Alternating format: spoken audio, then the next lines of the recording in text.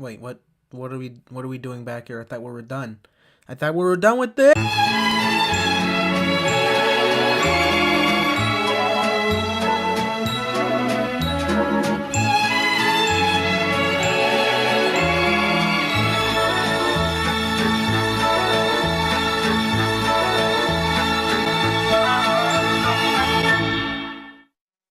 Fans of the Friday the 13th franchise know that Jason is essentially unkillable.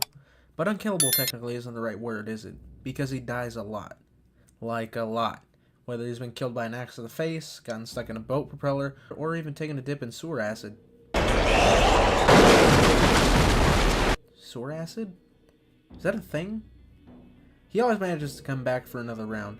In this way, Friday the 13th is a lot like its hockey mask wearing protagonist. No matter how many times he gets put to rest, it always finds a way to come back. Friday the 13th Part 3 was meant to be the last Friday the 13th movie and was released in late 1982. It was revived again for Friday the 13th Final Chapter in early 1984. This was also meant to be the final entry in the series. Then, 11 months later, in 1985, Friday the 13th The New Beginning released in theaters. From here on out there will be spoilers, so if you don't want a spoiler for a 35-year-old movie, please exit the video now. In this movie, Tommy Jarvis is once again the primary protagonist. It's been a few years, Jason is dead, and Tommy is kind of mentally disturbed. He's being transferred to a new mental health care facility called Pinehurst, which is basically just a summer camp for crazy people that's open all year. When he arrives there, we get introduced to the other patients who suffer from a variety of mental health disorders, like stutter, goth. Okay, this is as goth as it got in the 80s. Yeah, I guess. And fat. I can't remember his name, but he's pretty much, I don't know, he's pretty epic. Yeah, he looks real epic, Commander. The franchise goes to a whole new setting, but somehow manages to feel just like any one of the other movies. Their consistency is astounding. One of the characters in this movie is Reggie Winters, who kind of plays a similar role to Tommy in the last movie. This is kind of cool because you get to see this older, traumatized Tommy protected from a relationship with this character who's a lot like he was not too long ago. I do have to give this movie credit for sticking to its premise. With Jason dead at the end of Part 4, this movie really pushes the idea that the franchise is moving away from the character. But all signs still point to being Jason. Tommy is even still haunted by visions of him. Then at the end of the movie, the killer appears and you just assume Jason is back. I mean, it's a tall guy in a hockey mask that doesn't speak after all. But then they kill him and it's not even Jason. It's a copycat named Roy Burns. I remember being surprised that they went this route when I first saw it because it's actually kind of shocking that they did. Friday the 13th trying something new? Impossible. It's funny because when you watch the movie through that lens, you realize that Roy Burns has a totally different build to Jason. He's tall, but he's still really thin. Nowhere near as bulky as Jason is in the other movies. Yet he's somehow still able to smash through doors like they're paper. Really? I'm being chased. Oh, look, they finally showed Jason. Roy Burns is a bit of a weird case too. So early on in this movie, you see one of the people staying at Pinehurst with Tommy named Joey. He's very annoying, but he seems to be one of the main characters of the movie until this happens. You're really out of line. Oh my! You tour dick asshole! What? What? What? What the fuck? This just has to be one of the most comedic murders of all time. This dude got iced for asking a guy if he wants chocolate. Only in Friday the 13th. I have to admit, it's kind of funny watching Joey in the scene that he's in, but his presence would have obviously dragged the movie down quite a bit. 2 paramedics are sent to the murder scene, and one of them is Roy Burns. What you don't learn until the end of the movie is that Roy Burns is the father of Joey. Roy is pulling a Pamela by killing all the people at the camp when his son died. See what I mean about these movies lacking originality? Roy's murder spree doesn't really make any sense though, because he never actually kills the guy who murdered his son. Everyone he does kill was an innocent bystander when it happened. He even kills a fair enough other people who literally had nothing to do with any of this. You know what's funny? Is the previous movies were all pretty much, with 1 or 2 kills exceptions, where Jason was killing these people because they were going somewhere he didn't want them to. Yeah. In this, these people are killed simply for being in or around this town. I think the biggest disservice this movie does is to Tommy Jarvis though, because this is the second entry in his trilogy and he's not even in it that much. The main reason for this is that the movie wants you to have Tommy Jarvis on your suspect list, so he kind of has to go MIA a lot. This really doesn't play because the movie never really does much legwork to make you think it's Tim. You could argue that they didn't want to overplay Tommy being a suspect and decided to go a more subtle route, but since when is Friday the 13th known for being subtle? In this entry, Tommy is somehow a martial artist who beats people down on more than one occasion. It's random, it makes no sense, and it's kind of awesome. This dude said, Oh, I hit the CQC for today. dude, I like Tommy starting here Yeah. because he's kind of epic. Like in this movie, he's just a psycho who's just one push away from the edge. He must have gone to train with the League of Shadows like Batman did between this movie and the last one, because he just completely annihilates two different people over the course of this movie. Oh, hell yeah. There needs to be more this dude in the movies, bro. Why does this dude know Batman combos? Oh my god. While we never get to see Tommy lay a beatdown on Roy Burns, we do get to see an awesome chainsaw vs machete battle between Roy and Pam. Well, awesome for the 80s at least. Yes. I remember this bit. This bit's kind of like tedious, I think.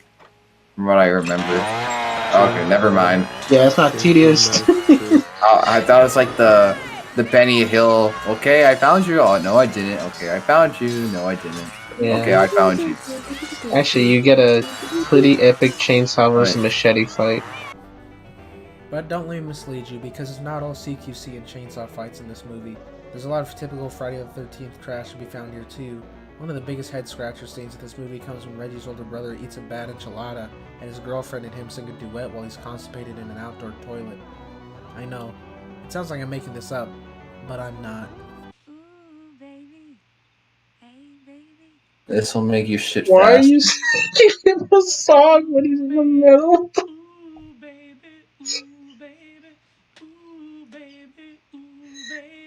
We also get an extended sequence of the goth girl dancing to some distinctly 80s music before Jason kills her. It's random, but it kind of continues the Friday the 13th trend of having a dancing scene in like every movie. Hey, you little piss baby, you think you're so fucking cool, huh? You think you're so fucking tough? You talk a lot of big game for someone with such a small truck. Oh, look at those arms. Your arms look so fucking cute, they look like little cigarettes. I bet I could smoke you, I could roast you, and then you'd love it. You text me I love you, and then I'd fucking ghost you. Big boys coming with the big stuff. I feel so cool, like I'm not even sure I am. Big boys coming with the big truck, feel so cool. So in the end, Roy is defeated and Tommy gets sent to an actual mental hospital now. While he's there, he just snaps and kills Pam with a knife he had under his bed. Oh wait, that was all just a dream? Oh, how original. Except right after Pam walks in, but for real this time. But she doesn't see Tommy waiting behind her in a Jason mask and holding a knife. Then the movie ends. And that is Friday the 13th Part 5, A New Beginning. It's definitely a weird entry in the franchise, but was it completely terrible? Was it mostly good? Partly bad? Let's find out. I'd say like these are kind of.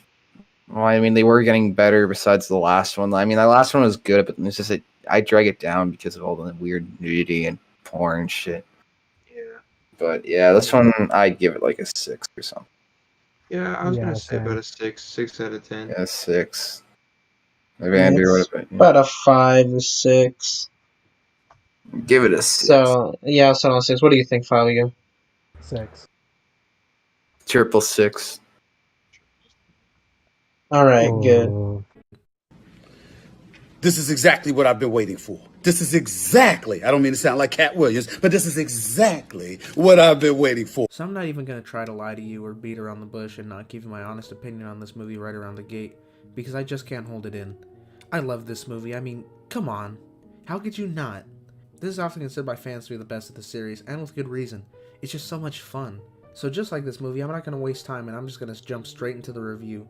Yeah, that's right, this movie gets moving along immediately. There's no recap in this one. The minute it starts, we see Tommy recently escaped from the hospital and is going to Crystal Lake to finish off Jason with his friend. This scene has a lot of unique style that sets it apart from the rest of the franchise, and it instantly made me love Tom Matthews as Tommy Jarvis.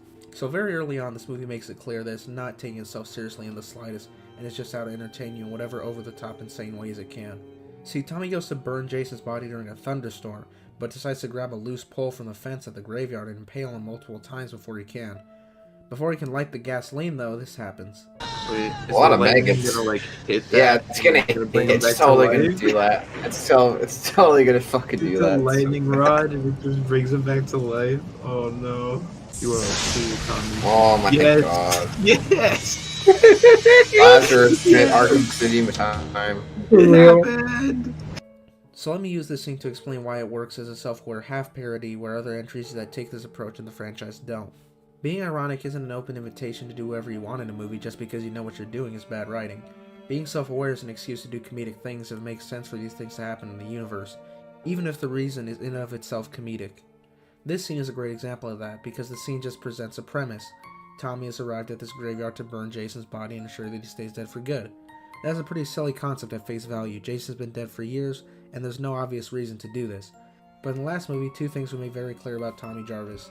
That he's haunted by visions of Jason returning from the grave to hunt him, and that he is a very unstable individual. The intro of this movie hammers that point home if you haven't seen Part 5 by making several references to mental hospitals and straitjackets. Tommy's friend that he's brought along with him seems to be a little unstable himself, so that's just a silly premise that we as the audience can excuse because there's a reason within the universe to justify this kind of comedic action. Next, instead of just burning Jason's body like was planned, Tommy decides to stab him with a metal spike during a thunderstorm. He's shown to be impulsive on multiple occasions during this movie, and we're able to laugh at him stabbing the body as it's something his character would do. It also kind of mimics the scene in Part 4 where Tommy hacks Jason's dead body with a machete, so there's groundwork for this. At this point, the movie's made it very clear what kind of movie it is, and you're either along for the ride or you're not. So when lightning strikes a metal pole and brings a zombie serial killer back to life Frankenstein style, it's silly, but this movie's already prepared you for this kind of stuff. And I don't want to sound like I think this movie's a masterclass in writing, because it doesn't always pull these kinds of things off. The movie is an interesting kind of precursor to Scream, which pulled this off much better a few years later. In fact, Kevin Williamson, who wrote Scream, listed this as one of his major inspirations for that movie. Outside of some pretty solid writing, this movie does not hold back on the kills either. It racks up 18, which is one of the higher numbers in the franchise, and only takes 8 minutes to get to the first one. And that kill is an awesome Mortal Kombat punch-out-the-heart fatality. Dummy. Mortal Kombat! What the hell? Oh, damn. Almost all of the other kills in this movie are great, and one of them actually includes the most blood I had seen on screen in the series up to this point. Shortly after that kill, we get to see the title card, and like everything else in Jason Lives, it's way better than his previous counterparts.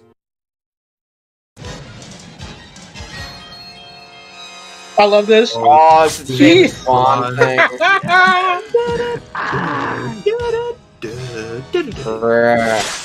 It's just so silly, and if you haven't gotten it yet, it's just this movie's way of letting the slower people know that it's not going to be taking itself very seriously.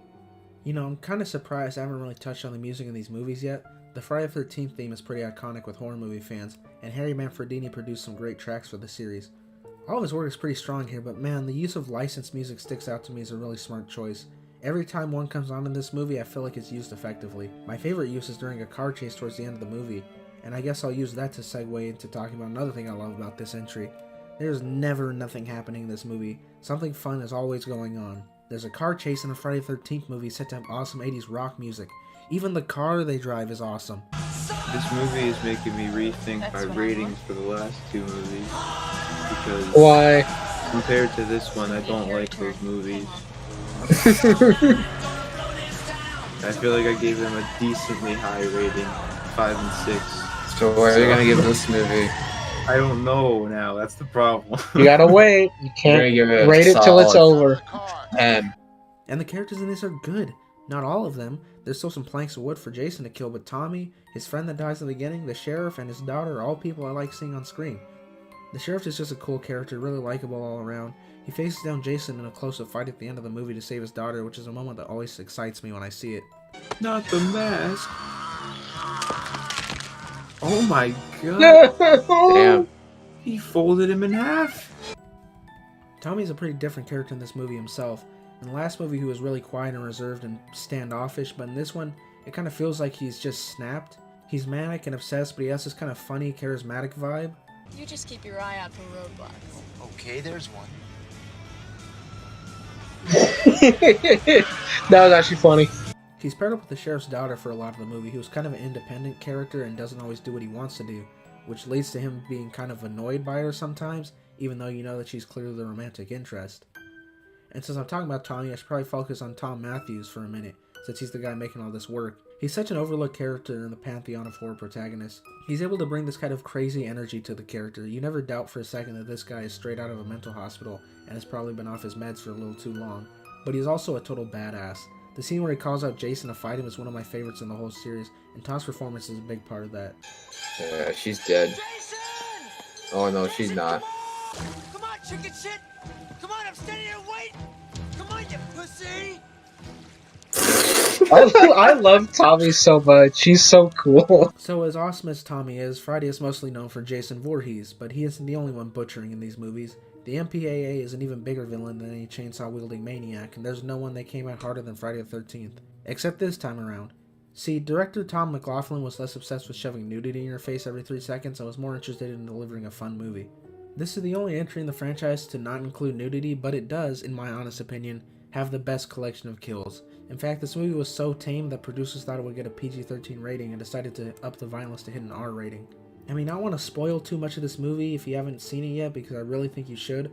I've seen this movie multiple times, and admittedly, there was one time where it just didn't work for me. But that was just me doubting it, because on this most recent rewatch, I really did like it a lot. And I think that if you can sit down and appreciate a little bit of 80s camp, you'll come away with a good experience. But I'll just get to our ratings, because that's why you're really here, isn't it? Okay, I'm gonna stop listening to this music. So, Fabio, what's your rating out of 10? Bro, fucking. I'm gonna give it an 8.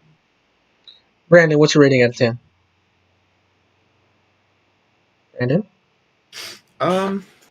Okay. I gave the last one a 6. This was definitely better than the last one. But I still don't think these are good movies. I think it was just better. So I'm going to give it a 7 out of 10. Ben, what are you going to give this one? Did I give the other one a 6? Yeah. Yeah.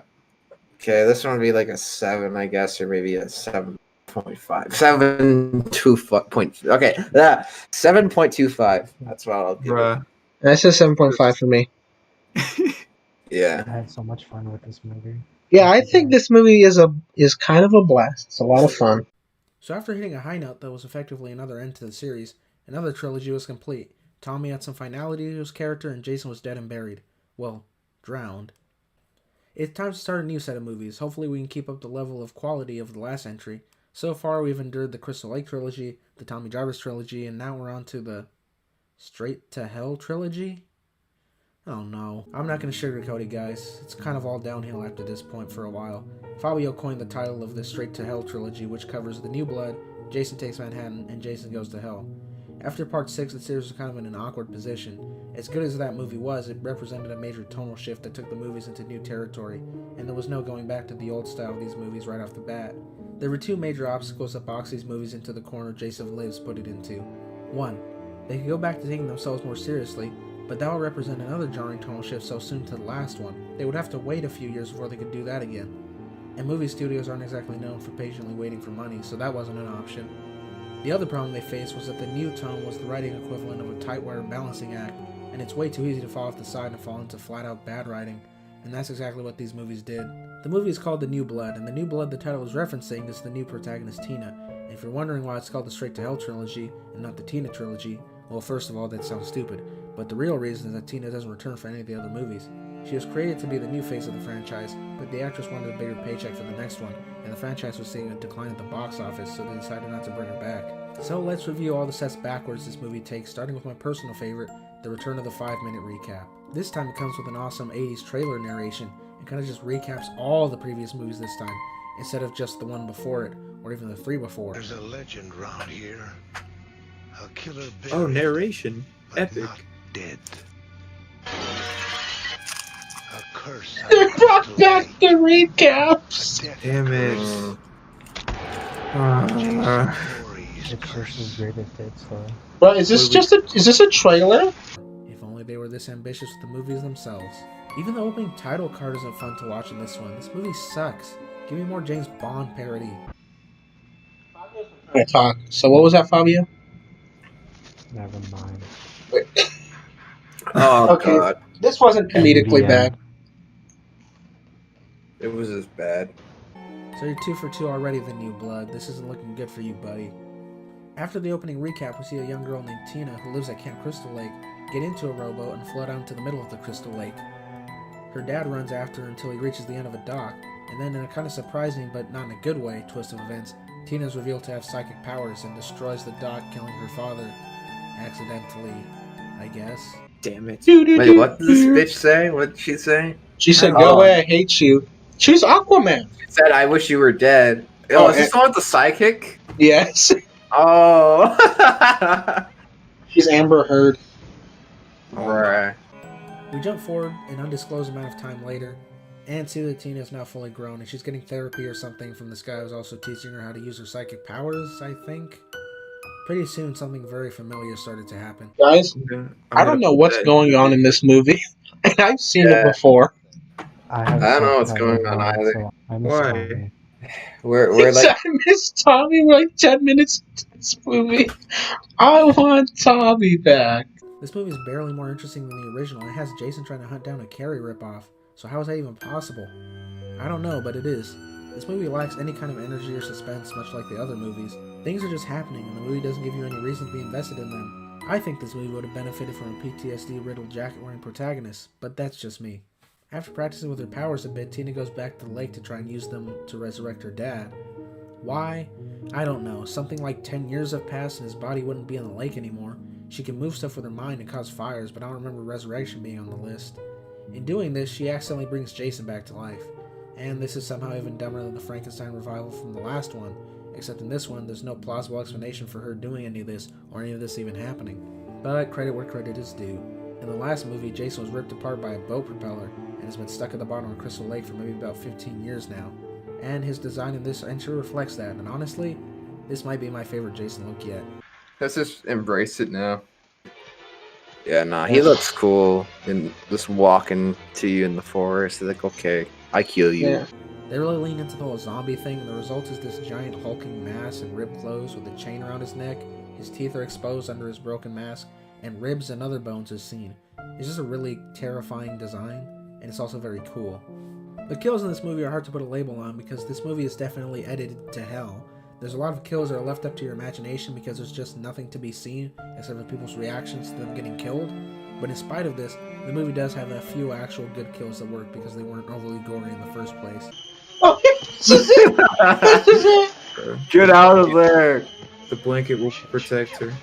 Yeah, why'd she What was zip up their in the sleeping plan? bag? What was their plan? Oh, he can't see me. He'll just go away. Listen, Oh no!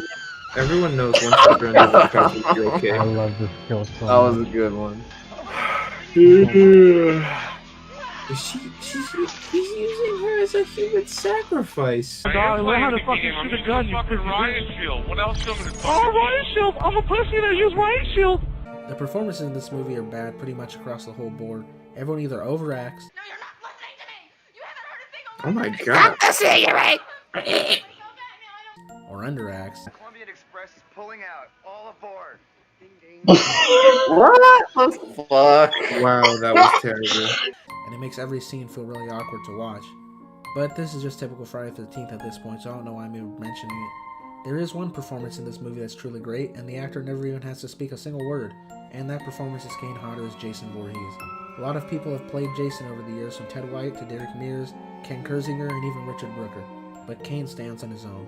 I've seen a lot of people repeating the sentiment recently that his turn under the hockey mask was overrated, but I really can't agree with that assessment at all. There's all the on-camera work that he does for the character.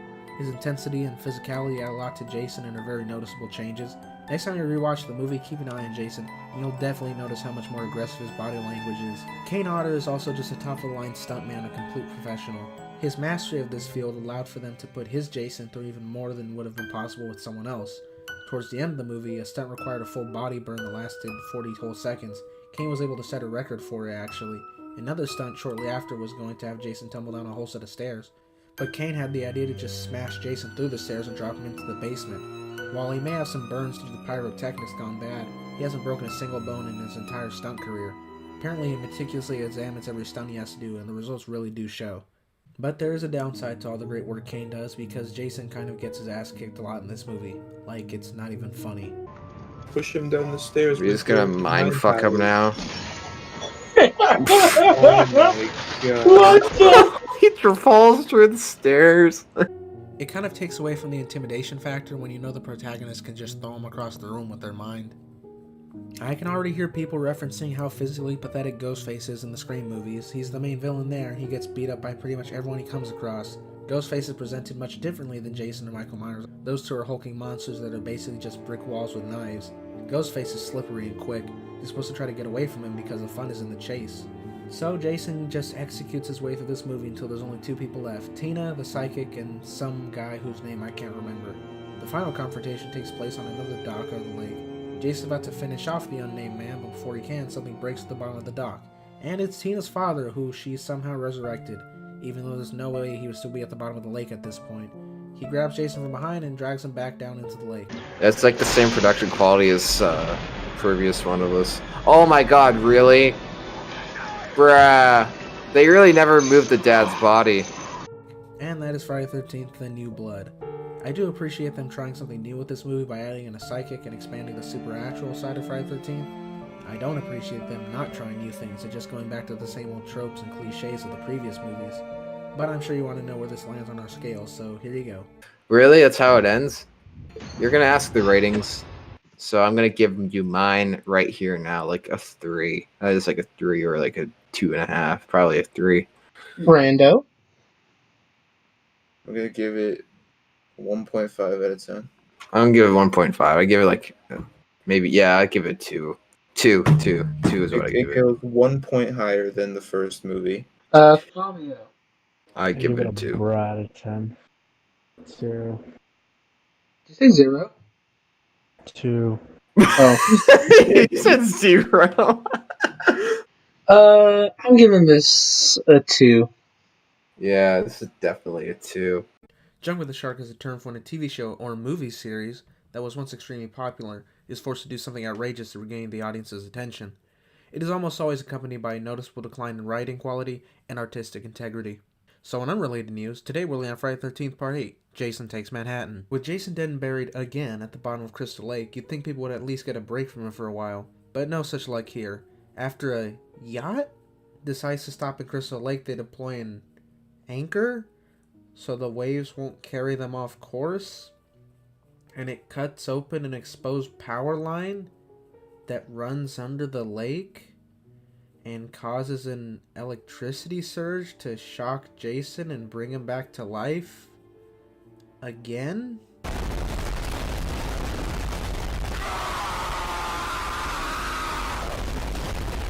Wow, that was something else. I get a feeling that this movie is a self-aware meta-parody of the Friday the 13th movie similar to Jason Lives, but unlike that movie, this one is a complete bore from beginning to end. The only evidence I really have that this movie is a parody isn't really evidence, more like hope, because dear lord, I just can't believe that somebody would write this seriously. In all fairness, it obviously is a parody, you can tell from the title, but this movie doesn't put in the effort to let you know that it's a parody. It expects you to take its over-the-top bad writing at surface level and know that it's being ironic. I hate to be the one to have to tell you this, but when you're 8 entries deep into a horror franchise that was never good to begin with, and are seeing diminishing box office returns, the bad writing kinda comes with that, and it usually isn't ironic. You might be thinking that the concept of Jason running around Manhattan killing people is at least worth a few chuckles. I hate to break your heart, because not only is this movie bad, but it is also a liar. Well, technically not a liar, but at least very misleading. I guess Jason spends most of the movie on a boat wasn't as catchy. Yeah, this movie starts on a small boat, then moves on to spend the majority of its runtime on a slightly bigger boat. This transition is cool because it reveals another awesome supernatural element of the Friday the 13th universe. See, in the opening scene, Jason kills the 2 people who were on the boat that woke him back up at Crystal Lake, and then he sails the boat to a dock and gets on another boat, which is sailing from somewhere in New Jersey to Manhattan. Well, the last time I checked, lakes aren't connected to larger bodies of water like this, so either Jason is sailing a flying ghost ship, or he built a boat with wheels that can drive on land like a car. Even if any of that did make any sense, do you know how hilarious the image of Jason sailing a boat sounds? The guy probably can't even count to 10, and he literally understands nothing besides murder. Yet he's able to fully control a boat moments after walking on board. Then he's able to sail it all the way over to a nearby dock just in time to see another ship getting ready to depart and decides to board it and kill everyone there. But why would he leave? I don't know, maybe he needed a change of scenery or new faces to kill. Whatever the case, I'm sure he'll run back to Crystal Lake once he sees the housing rates for apartments in New York. I'd be scared. Crystal Lake just seems so much more affordable. I think frequent mass murders are bad for housing economies. So the primary protagonist of this movie is someone I've already forgotten about. The psychic Tina from Part 7 was originally intended to return for this movie, but when negotiations fell through, a new script was made. Ben had some reservations about this claim. There are some glimpses of Tina and her psychic abilities in this movie. She has a lot of visions of young Jason, similar to the way that Tina had visions of Jason throughout the previous movie, so the claim does seem to be a little bit valid. So we spend some time on a boat in what has to be the most boring cinema experience I've had since the first Friday the 13th movie. In fact, I think we may have even topped all the sidetracking conversations we had in Part 1. Is Fabio snoring? What do you think you're doing? Bruh. He's joking. He's joking, I think. Fabio.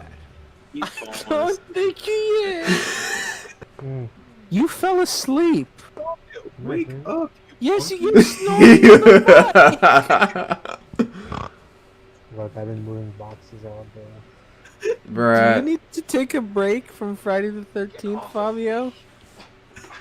Can I get this night off? Sorry. Yes, you can get this night off, Fabio, but we're leaving this. Yeah, this movie managed to put Fabio to sleep. Fabio, the Friday the 13th fan. Yeah, this movie is really something else. After a weird Lost at Sea montage that seemingly takes up a time span of roughly a few hours, the survivors of Jason's massacre arrive at Manhattan. And yes, I mean a few hours. During a severe storm in the middle of the night, the survivors get into a lifeboat to escape Jason and the sinking ship. And next thing you know, they're just at New York and it is still nighttime. And the same night at that, because of a whole day or two had even passed, this movie does not inform you of that. But Jason's never too far behind, because as soon as they arrive, Jason pulls himself onto the dock behind them. Apparently swimming after them. He just swam all the way. Never lost track of them, he just swam. Why does this movie exist? The first thing the group encounters is a duo of drug addicts who rob them at knife point and then take one of them hostage. I would like to tell you a statistic. No mugger in history has ever taken a hostage. Then they drug her with their heroin so they can rape her, but Jason saves her and... What?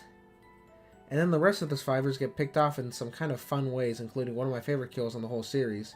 Yeah, I'm gonna fight you. It's Creed 2. Bro. He actually... Bruh. Just keep... Bruh. Yeah, you can keep doing that. It's not gonna do anything to him. Dude just took like 6 rounds in the face. Hey, this mask is an antique. Well, it's actually a resurrection replica. How long is this gonna go on? Bro, what? Those are like... Come on, bro. It's just gonna go. Dude, swear he KSI, bro. Do something, Jason. Please. Yeah, this is the Logan Paul vs. KSI fight. Except the alternate ending where Logan Paul actually wins. Yeah, we all know how this is gonna end. This is stupid. Like, I'm sorry. Like, come on, man. No, this is the best part.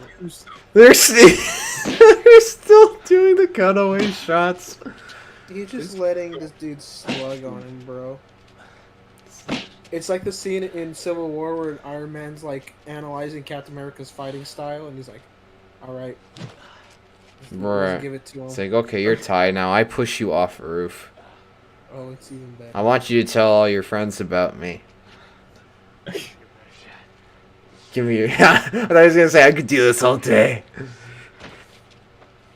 This is Bruh.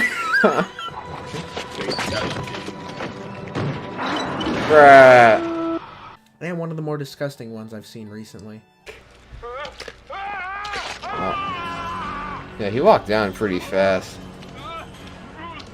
This is disgusting. Oh, it's a dead rat. It's the rat from earlier. Master Splinter. Jason chases the last 2 survivors through New York, breaks some greaser's boombox, then scares them off by showing them his face instead of just killing them. What?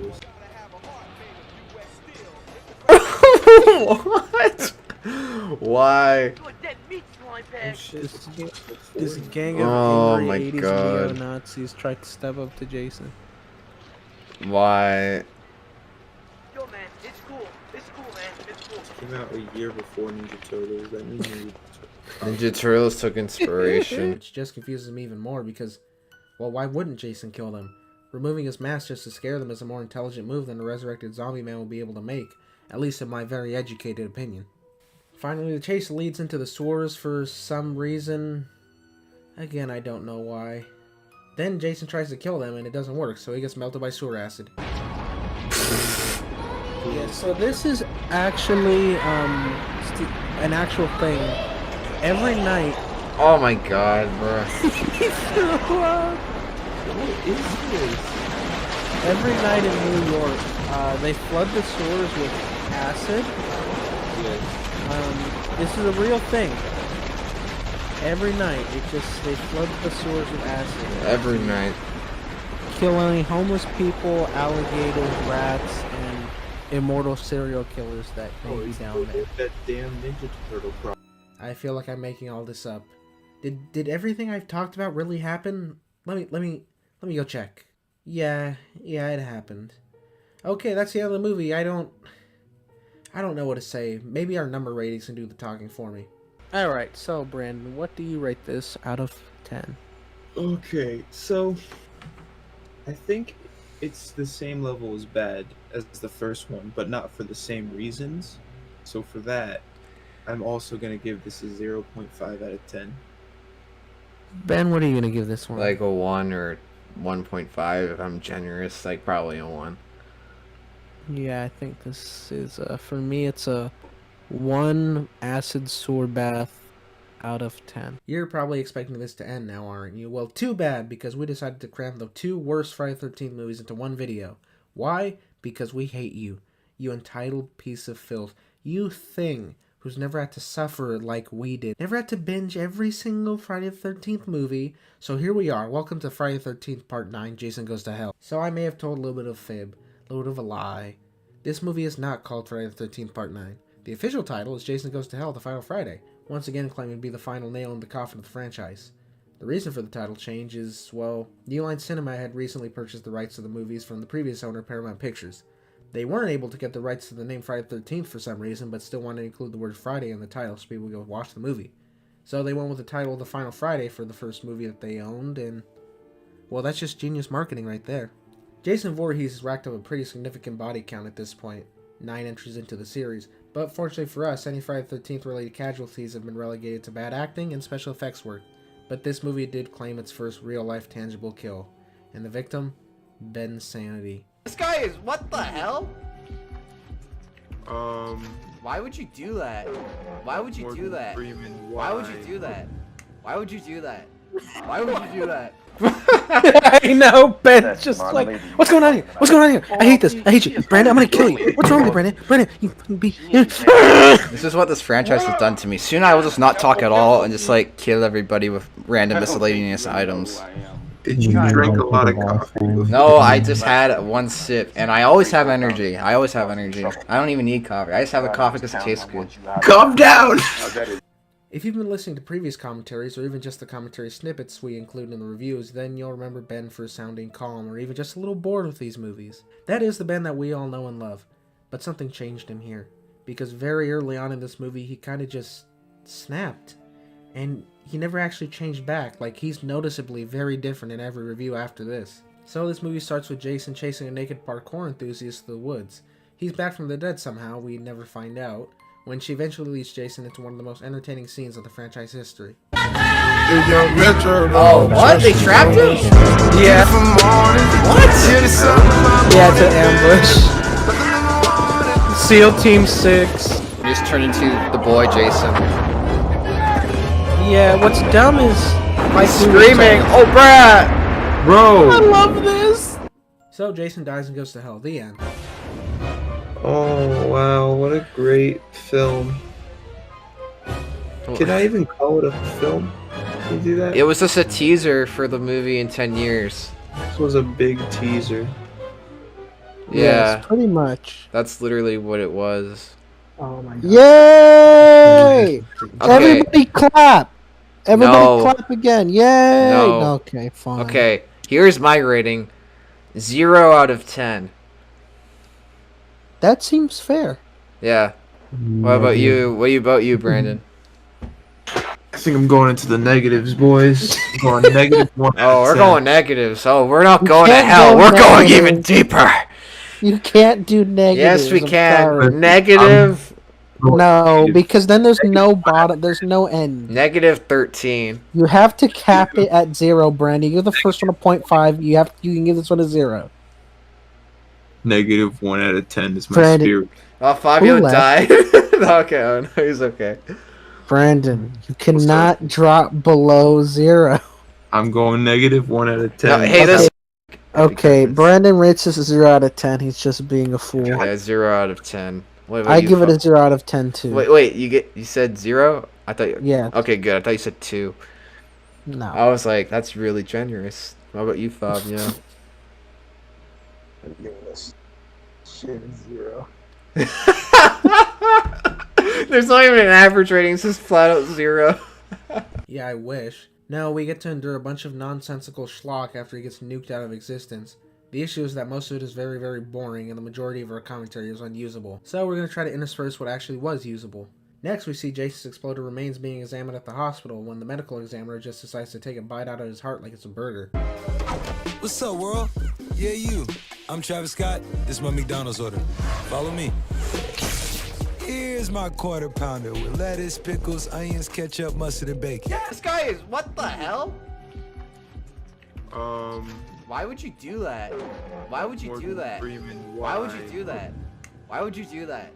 Why would you do that? Then he gets possessed and goes on a killing spree, but he decides to switch into another body.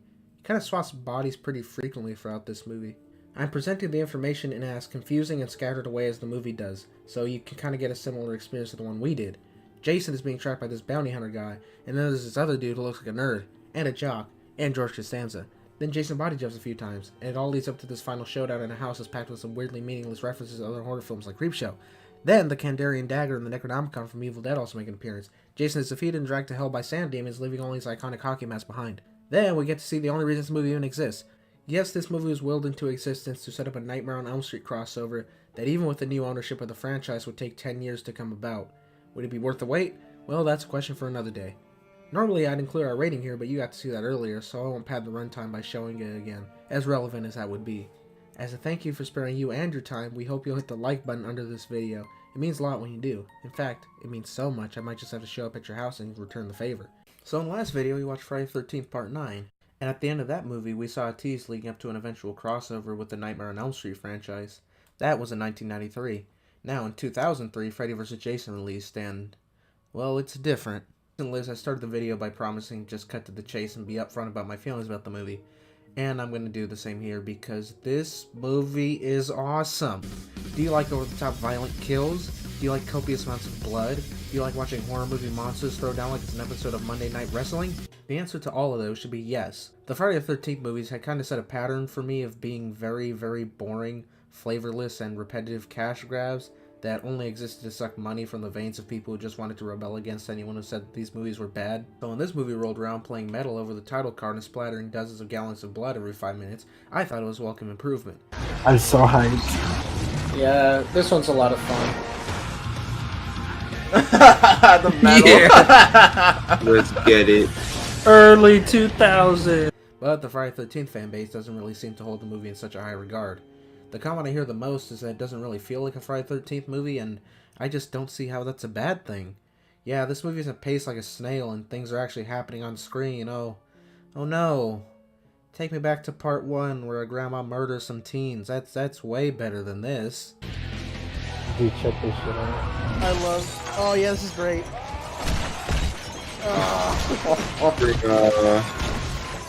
This is awesome. And I don't know how you can say this movie doesn't feel like a Friday the 13th movie. All the characters in here are horrible and boring. Friday the 13th practically wrote the book on that. Yeah, I'm telling you, ignore the side characters, please. Yeah, much more fun. And the main characters. Basically, ignore everyone who isn't murdering people.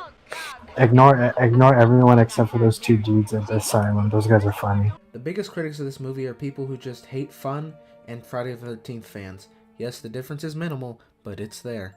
I've mentioned in previous videos that horror movies need good characters to survive. So why am I giving this movie a pass, you might ask? Well, I'm not. This movie is technically not a horror movie. It's a horror edition of Godzilla vs. King Kong. An hour and a half of a pre-established monster going about their routine in a situation that's eventually going to force them to cross paths with the other pre-established monster, resulting in a giant fight that the audience will love. So obviously the real attraction here are the fights between Freddy and Jason, and this movie really does deliver. The fights are well worth the price of admission and just jam-packed with unnecessarily brutal moments. And while it's not a horror movie, this movie does have horror roots, so every slash, punch, and stabbing results in gallons of blood spraying everywhere like every blow landed is an authentic horror movie kill. A lot of movies like this one promise a big title fight but force you to wait until the end for the big confrontation, choosing to spend the rest of the movie setting up a lot of stuff that you didn't show up to see. I'm looking at you, Batman vs. Superman. But this movie knows what it is and delivers 3, technically 2 fights, depending on how you look at the last one, that start about halfway through the movie. What does the movie do for the first half, then, you're wondering? Maybe it shows a character preparing an entire cup of coffee step by step, or maybe it shows 2 people walking down a... No, it just jumps straight into the murder. This movie successfully racks up 18 kills before you even see Jason and Freddy's first confrontation. The kills are also fully present in their violent, over-the-top glory. It was 2003, and the concept of the MPAA censoring movies simply for being violent or profane was kind of fading away at this point, so they're able to do some pretty gruesome stuff.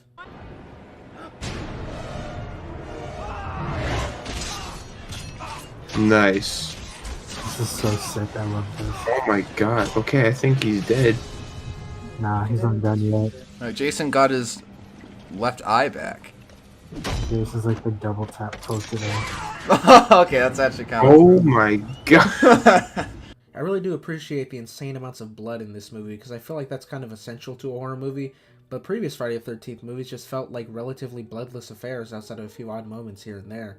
But this movie does not shy away at all. It is just an all-out blood fest from start to finish. So while I may have said that it doesn't entirely kill this movie, I can't let it slide how bad the characters in this are. Like, it's really not that hard to make characters good. I mean, not even great, just decent. In fact, I'd say it's harder to make a character be this bad, like you actually have to be trying. But again, this doesn't really drag down the movie because unlike a mainline horror movie, the main attraction here is the title characters mowing down hapless teens. Sure, a major part of horror movies are the kills, but they really only work if the death scenes are tense. The deaths here serve a totally different purpose. You're on the edge of your seat hoping that your favorite character will live. You're sitting back and enjoying mindless mayhem, and that's just easier when you're not as attached to the character in question. The movie also has some kind of story, or just a driving plot element, and unsurprisingly it carries over from Nightmare on Elm Street, not Friday the 13th, so I guess that's to be expected. I'll do a brief summary of the movie just to kind of recap how this all goes down. So after he was taken to hell in the last movie, it looks like Jason's just been making his way through a dream world created by Freddy Krueger.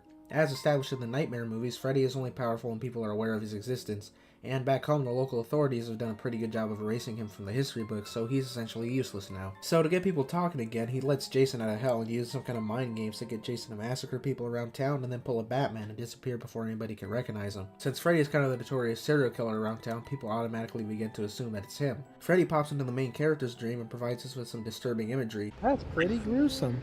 Oh my god. That is a child. And shows her his name. This leads to a kind of mystery where the main cast have to uncover the legend of Freddy Krueger, but are unknowingly making him more powerful by doing so. That's kind of the genius of Freddy's character, is that the only way to truly stop him is to forget that he exists, but you won't know that until you've researched him enough to make him powerful. At the start of this movie, he's nearly completely forgotten about. He can enter people's dreams, but he can't do much other than scare them. What the fuck? He said I'm okay. I'm alright. To himself. No way. Yeah, the writing in this movie is not very good. Freddy finally gets enough power to start racking up kills of his own, but he encounters a new problem. Jason is kind of an uncontrollable killing machine, and if he doesn't put a stop to him, there won't be really anyone left for Freddy to kill. So the main crew eventually heads to a mental hospital to get these dream pills so they can pull Freddy into the real world or something. I kind of tuned out for that part, but it doesn't matter because this scene right here is the only thing that matters. Now, it's time to put this bad dog to sleep. Woo! Yeah, baby! That's what I've been waiting for. That's what it's all about. Woo! Oh my god. This part's awesome. After this fight, some more stuff happens when the main characters try to concoct a scheme to get Freddy into the real world so Jason can kill him. I mean, why make Jason kill him once you bring him into the real world? He's just a human. So you may as well just shoot him instead of bringing along an uncontrollable zombie murderer. But who cares? Logic has no meaning here. Only death, violence, and this ending sequence has tons of it. They do not pull any punches here. Limbs get lopped off frequently, blood covers the walls and floors, and people get ragdolled around by these two. Kill this woman. Oh my god. It's all very satisfying to watch, and I'll even be nice enough to keep the true winner of the fight a secret. But I'm out of things to say, so I'm going to let our number ratings do the talking from here. Bruh. Okay, Brandon, I know that was your first time. What'd you think? That was probably my favorite one so far. Give it a solid 8. I enjoyed that one. Yeah, I actually enjoyed that a lot. one. What did we give? Because I know we all had like the same answer for 6. I think. What did we give 6? We gave 6 or 7. I gave 6 to 7. Yeah. I would probably give this an 8. I mean, all this movie's missing is Tommy, and then you have like a perfect Friday the 13th movie. Even though a lot of the elements are just based on the Nightmare on Elm Street stuff, because I really enjoyed that movie. I actually enjoyed that. Yeah, no, it's weird. I think that might be the only one I'd actually rewatch. Yeah, I know what you mean. This is like a 7.5 to me. 7.5 to an 8. I liked it. Just give it the 8. It deserves the 8. Give it the 8. Yes. It's like I feel like giving it an 8 is like, yeah, this was good, and then it's like I know, you compare that to like actual movie ratings. Yeah. Just to clarify, if we aren't doing these like critically, we've just seen 11 other shitty movies. So I'm giving this an 8 on the Friday the 13th spectrum, not in the overall. Not as an actual movie, it's like a 5 or something. But like, I think like as an act, yeah, it's like when you take it into account for what it is. Yes, it is like an 8. If you like go into this with the mindset, like it's objectively not an 8, but if you go into it expecting like, bad expecting writing, Jason Goes to Hell. Yeah. Well, not that, but I mean, if you go into it expecting well, that was the bad previous writing, movie besides Jason X. I mean, that's a fair mindset. It's like if you go in expecting like just like, oh, it's dumb and it's gonna be like horror guys throwing each other around, then you will enjoy it a lot. Yeah. Fabio, you're giving it an 8 too, I'm guessing. Yes, this movie was fucking awesome. Yeah, I had a lot of fun with this. This is my favorite one to watch. Jump with the Shark is a term for when a TV show or a movie series that was once extremely popular is forced to do something outrageous to regain the audience's attention. It is almost always accompanied by a noticeable decline in writing quality and artistic integrity. So in unrelated news, today we're looking at Jason X. The tagline of this movie is "Evil gets an upgrade," and while that may be true, the writing gets a severe downgrade. I wonder about this movie sometimes. It truly is a mystery. At a time when the franchise was less profitable than ever before and was in desperate need to get tickets selling again, some studio executives sat around and one of them had the great idea to launch Jason into space. Historically, sci-fi and low budget have not been a great mix, so I'm not sure what these people were thinking when they signed off on this movie. Like Jason Lives and Jason Takes Manhattan, this movie is obviously not taken so seriously, but it really does fall into the same camp as Jason Takes Manhattan, not Jason Lives. If you're going to make a parody, you need to ask yourself a question. Am I showing the audience something they want to see? And I can show you the clips of this review to answer that question. No! I forgot this is a Friday the 13th movie. I thought we were watching a parody. What the shit? I was not a fan of watching that. No, I didn't enjoy that with When. Oh, it's not. Oh, bruh. Is this gonna be another movie uncomfortable to watch? Yeah, but get that lip. I mean, haven't they always said get that lip? I don't like this. This movie opens in the near future. Jason's been captured by the government who wants to experiment on him. He escapes. One of the scientists at the facility manages to cryogenically freeze him and herself. A few hundred years later, a research team finds the facility along with the frozen bodies, not realizing who they are. From here we get to see classic Friday the 13th antics, but this time on a cheap spaceship set, so they're just as unenjoyable as before. Eventually, the horny emanating throughout the ships wakes up Jason from the dead, and I'm not even joking. Bonner.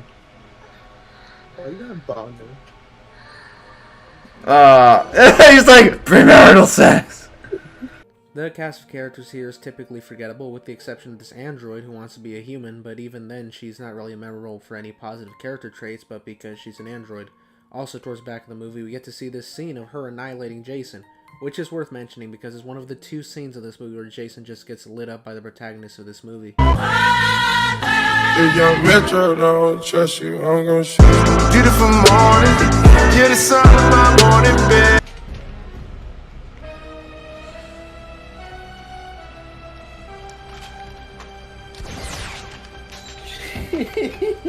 Don't worry, you're about to go on the nanomachine table. It's alright.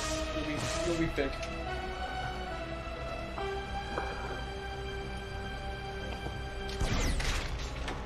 Keeps going back for more. He loves it. He's like, shoot me more.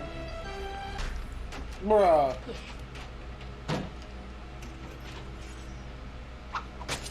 Wow, what a dick. By the time the android lady kills Jason, most of the crew of the ship is dead. She blasts Jason onto this nanomachine table that we saw earlier in the movie and was shown to be a piece of medical equipment to heal severe injuries. So that was kind of an oversight on her part, I guess. Something accidentally activates the nanomachine program and they begin to fix Jason. But there's no material to regrow him back to how he was before, so the nanomachines just piece him back together with whatever's around. And since they're on a ship, he gets rebuilt into a giant metal monster. And why does it turn him into a monster? Like, nobody else turns into a giant metal monster. It's gonna start using whatever. It says it's gonna start using whatever's around to reconstruct him because I don't know. It doesn't have enough tissue left. This whole movie's stupid. This results in the creation of Uber Jason, and this has to be one of the worst looking monster designs I can think of. Well, almost as bad as Reboot Freddy. It looks just as cheap and just doesn't really even feel like Jason. This whole movie feels like an excuse to make a supposedly superior version of the character to show off, and the end result is not at all worth the pain that this movie will put you through. Well, at least he gets to punch the head off the annoying android lady. This is a Doom movie. Where's the run? This makes no sense. You gotta know how to run. Fucking dumb. He's like, ah. So no head? That was satisfying. The crew needs to distract Jason so they get on with their escape plan. Early on in the movie, they show that the ship has a high-tech VR room, and they manage to trick Jason in there, and set the room to look like Crystal Lake. This is the best part. What? Camp Crystal Lake? Yeah, ooh, I'm home. But there's still a random set of stairs back there. Yeah, he should be hella confused. He's like, what is this? Fabio, what did you say about Jason in one of the first episodes? You don't understand, Jason's kind of dumb. He's really, really dumb. And this is when we get one of my favorite kills in the whole franchise, which is crazy because anyone will tell you that this movie is pretty lackluster on the kill front. Pretty much all of the work here is done with CGI, and the practical effects the franchise is known for are almost completely gone. There are two standout moments though, like this frozen head smash. Grabbing her boobs, bro.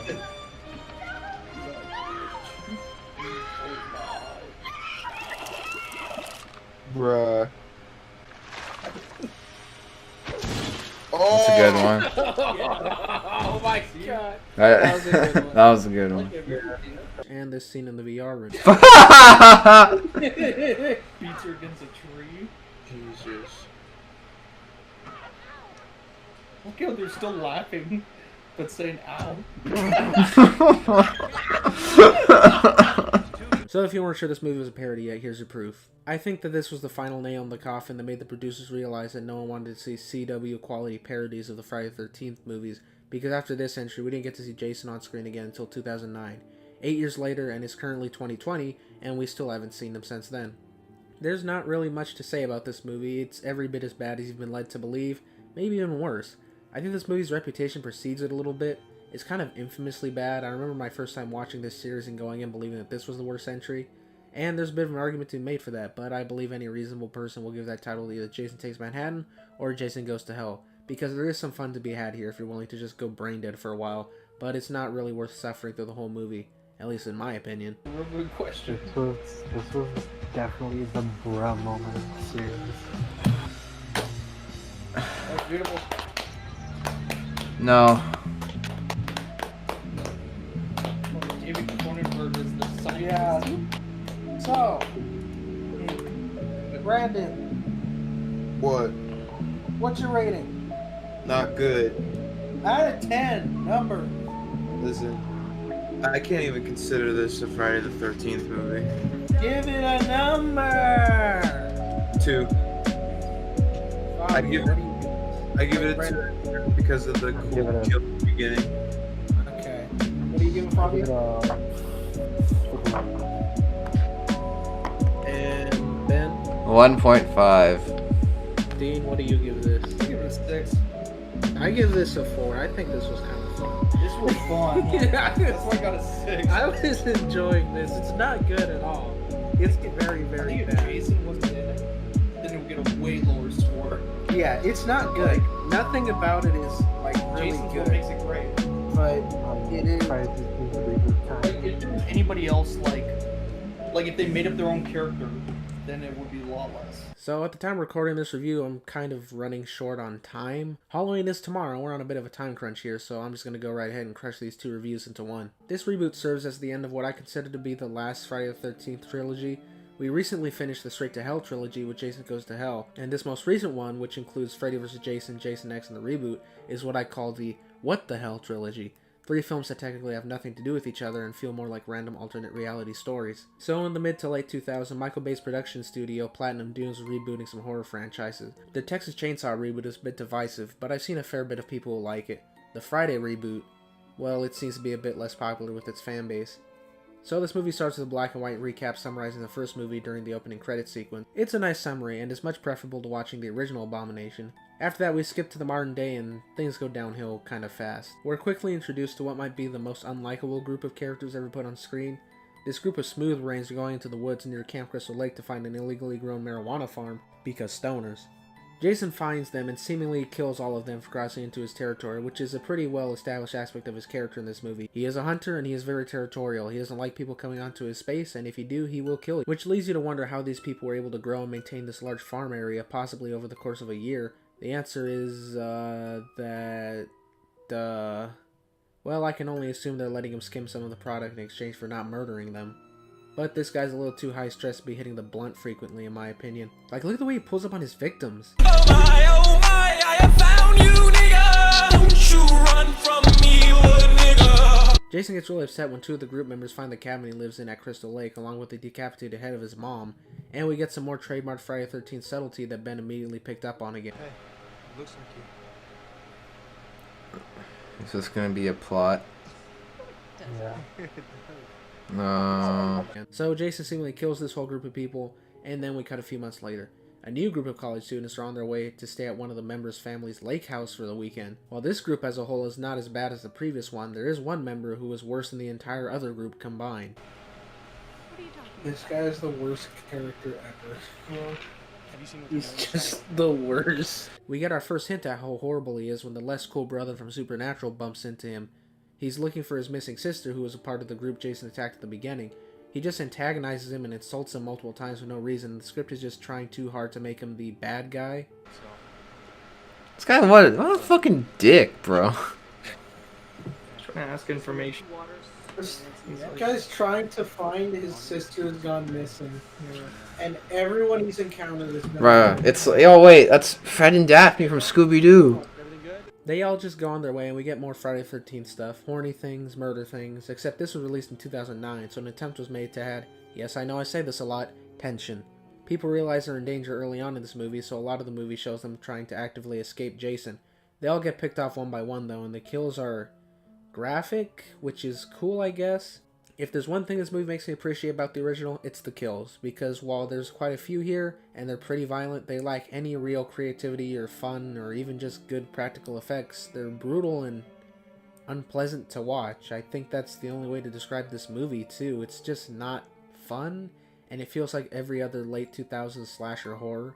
They're dark and hard to see a lot of the time, the colors look brown and ugly, the characters are all just made to be over-the-top unlikable so you don't feel bad when they get eviscerated, the kills lack any originality and are all just brutal murders, and I'm not even saying all the kills need to be cartoony, it just feels like violence for violence's sake though, and I'm not against violence at all. I love violent movies and violent video games, heads exploding and disembowelments are some of my favorite things, but there's just something about this that isn't entertaining to watch. Yeah, she's dead. Sorry, bro. Does he not